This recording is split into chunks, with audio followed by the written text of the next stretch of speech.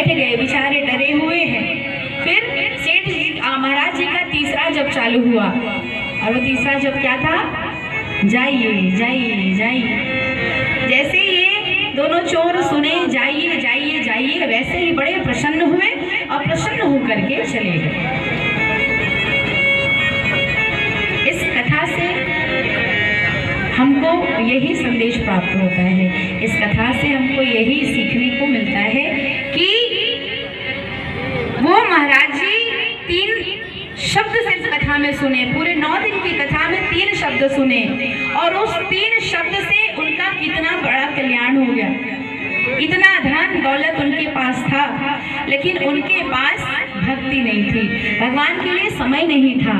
इसलिए आयोजन करवाए और उस आयोजन से 3 शब्द को ले लिए और उस 3 शब्द का चिंतन करने लगे।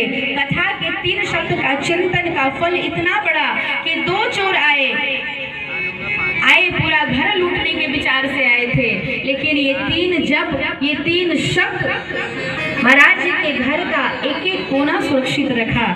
महाराज जी के घर का एक अन्न भी चोरी नहीं हुआ। इसलिए जिस कथा को आप लोग पूरे 8 दिन 9 दिन तक सुने हैं, चिंतन अवश्य करिएगा।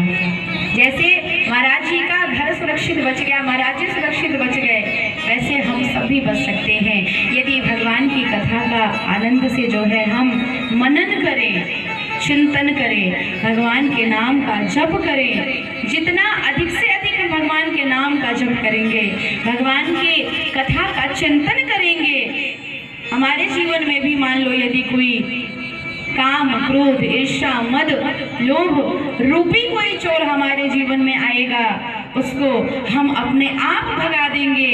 किसी कानून की आवश्यकता नहीं पड़ेगी, किसी भी संस्था की आवश्यकता नहीं पड़ेगी, किसी की भी सहायता नहीं पड़ेगी उसको भगाने की, हम स्वयं उसको भगा सकते हैं। और ये काम, क्रोध, मद, लोभ, मोह, ये जो 5 विकार हैं, ये 5 विकार चोर के रूप में सबके हृदय में, सबके शरीर में विराजमान हैं। इसको निकालने के लिए हमको भगवान का अवलंब लेना पड़ेगा, भगवान के नाम का अवलंब लेना पड़ेगा। इसलिए कथा से जो हम सुने हैं उसको कुछ न कुछ उसका आर्षित करके हम अपने जीवन में उसको उतारने का प्रयास करें। श्री रामचरितमानस की कथा यही कहती है कि जो जो श्री रामचरितमानस में राघवेंद्र सरकार ने किया उसको करने का प्रयास करें। इसलिए नहीं कलि कर मन भगति विवेको, राम नाम अवलंबन एको। इस कलिकाल में हम बहुत तपस्या नहीं कर सकते, जप तप नहीं कर सकते, प्रतिदिन यज्ञ नहीं कर सकते, हवन नहीं